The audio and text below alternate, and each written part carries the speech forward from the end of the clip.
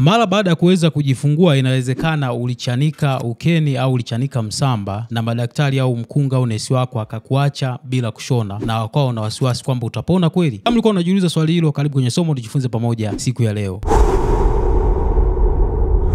Kama ni mara ya kwanza kuweza kutembelea channel yangu, ndio subscribe hapo chini, tuendelee kujifunza kuhusiana na afya mama mjamzito, lakini vile vile na mtoto mchanga. Mmoja mfuatiliaji wangu yeye anaitwa Shamila Isa anasema ni aina gani ya mipasuko ambayo huwa si lazima kushonwa unapojifungua na kwa nini? Kwa hiyo kuna baadhi ya mipasuko au michaniko ambayo inatokea ukeni au kwenye msamba au ile ngozi ya ukeni, na mwisho wa siku madaktari au nesi au mkunga anaweza asiishone na ukapona vizuri tu bila kuwa na shida yoyote. Sasa kwenye moja ya video yangu niliweza kuzungumzia kuchanika msamba manake nini, na kuna hatua za kuchanika msamba au kuna madaraja.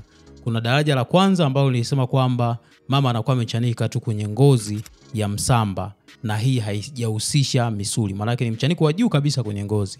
Lakini kuna daraja la pili ambalo tunaita second degree tear, ambayo yenyewe ni kwamba unakuwa umechanika ngozi na misuli ile ambayo inafuatia. Lakini mwisho wa siku kuna daraja la tatu ambalo inawezekana umechanika mlango wa nje wa njia ya haja kubwa na mlango wa ndani, kwa maana kwamba ikawa inahusisha ule mlango wa haja kubwa au imesogea mpaka karibia na ile njia ya kupitisha choo au haja kubwa. Lakini vile vile kuna ile daraja la 4 ambalo ndio la mwisho, ambao unakuwa umechanika sana mpaka ikahusisha ule utumbo ambao unakaribia kwenye mlango wa njia ya haja kubwa au ule utumbo wa mwisho pale ambao mara nyingi haja kubwa inapita, na inaweza kawa ni changamoto na inaweza kachukua muda mrefu sana kuweza kupona na utahitaji kushonwa, na wakati mwingine inaweza kawa ina shida mbalimbali. Sasa basi, kama wewe umechanika kidogo, kwa maana kwamba ile daraja la kwanza umechanika tu kwenye ngozi na una michubuko au mipasuko midogo midogo, daktari, nesi au mkunga anaweza kukuacha bila kushona. Sasa kuna mambo ambayo huwa tunaangalia mara nyingi. Tunaangalia kwanza kama ile ngozi ya ukeni au uke wako umekaa vizuri.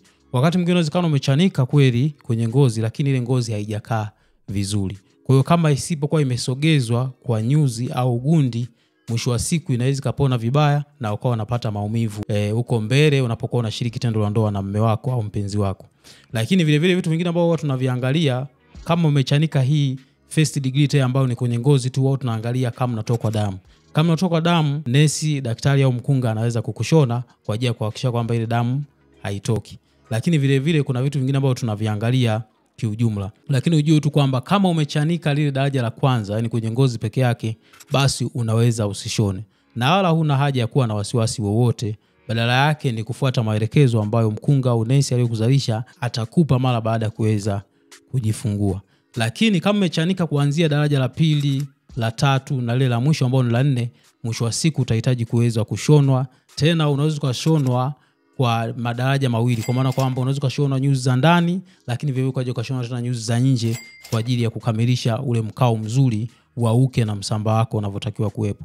Sasa basi, unachotakiwa kuweza kuzingatia mara baada ya kuweza kuchanika, hasa kama na mipasuko hii midogo midogo, na wakati mwingine kwenye ngozi ile ya uke au ule ukuta wa ndani wa uke, huwa unaweza usichanike ile ukapata michubuko ambayo tunaita bruises. Mtoto anapokuwa anapita, basi zile ngozi zinaweza zikavutika afu zikawa kama zimechanika au zimevutika na kupasuka.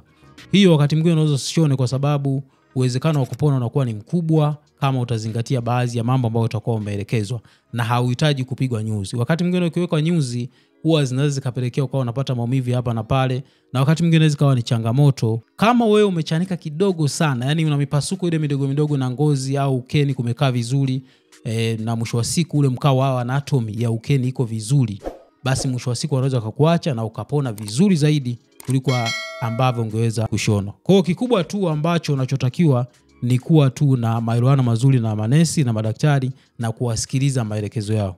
Baadhi ya kina mama mara baada ya kuweza kujifungua unakuta mama labda amechanika na ni mipasuko midogo, nesi anakukagua, unakuwa hauonyeshi ule ushirikiano labda kwa sababu yale maumivu ambayo umeweza kuyapata mara baada ya kuweza kujifungua.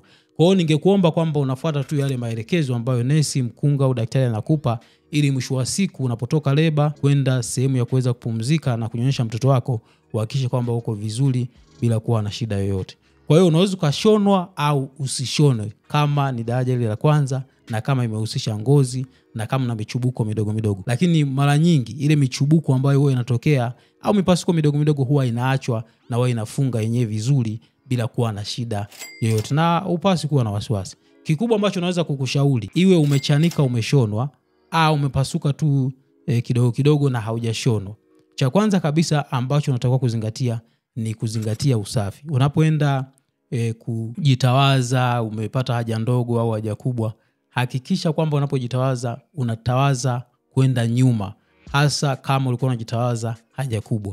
Kwa sababu ile michanuko wakati mwingine kama umejitawaza kwa kwenda mbele, unaweza kuchukua ile baadhi ya bakteria wakasogea mbele sehemu ya uke na ikawa ni hatari. Lakini vile jambo lingine la kuzingatia ni kuhakikisha kwamba unakunywa maji ya kutosha. Naposema maji ya kutosha ni kuanzia lita 2.5 kwenda juu hata lita 3 kwa siku mara baada ya kuweza kujifungua. Kwa nini? Kwa sababu endapo kama utakuwa umeshonwa au haujashonwa na una ile mipasuko, halafu unapata choo kigumu, mwisho wa siku inaweza kawa inakuongezea maumivu na mwisho wa siku inaweza kaleta changamoto. Kama ulishonwa zile nyuzi wakati mwingine inaweza zikafumuka wakati ambao unapata ile haja kubwa. Kwa hiyo kama umeshonwa au ulichanika msamba, ni vema kuhakikisha kwamba unapata choo laini. Hata kama wakati mwingine inawezekana umetumia maji, umekula labda mboga mboga au vile vyakula vyepesi kama mtoli na nini, lakini bado ukakuta unapata choo kigumu, ni vema kuweza kumwambia daktari wako au mkunga akuandikie dawa za kuweza kulainisha choo ili choo chako kiwe laini, usipate changamoto wa kwenda choo. Lakini vitu vingine unaweza ukazingatia mazoezi. Na mazoezi ambayo tunashauri mwanzoni kabisa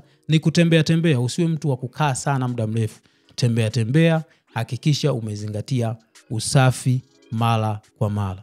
Lakini yale mazoezi kwa mfano ya nyonga, labda unataka wewe ufanye mazoezi yako ya nyonga na kuimarisha misuli ya nyonga, unaweza kuyafanya mara baada ya kuweza kupona, labda siku ya 4, ya 5, ya 6, ya 7 au baada ya wiki 2 na kuendelea, ukaendelea kufanya yale mazoezi bila kuwa na shida yoyote. Sasa inawezekana wewe labda ulichanika wakakushona ukawa unapata maumivu, na hayo maumivu yameendelea kuwepo mpaka leo, na ukishiriki tendo la ndoa unapata maumivu. Kuna baadhi ya kina mama wao unakuta alichanika labda hakukaguliwa vizuri. Kuna kina mama wengine huwa wanajifungulia nyumbani, unakuta umechanika, umeenda hospitali, labda umeficha kwamba hujachanika, na labda madaktari kwa bahati mbaya au manesi hawakukagua vizuri, mwisho wa siku kabaki na ule mpasuko. Unapokuwa mbaki na ule mpasuko, inaweza kapona vibaya, na wakati mwingine unakuta miaka ya mbele unaposhiriki na mume wako unapata maumivu wakati wa tendo la ndoa. Lakini cha kuzingatia ni kwamba ukishashonwa ile mipasuko huwa inakuja kupona ndani ya zile wiki 6 toka ujifungue. Wakati mwingine inaweza kwenda mpaka miezi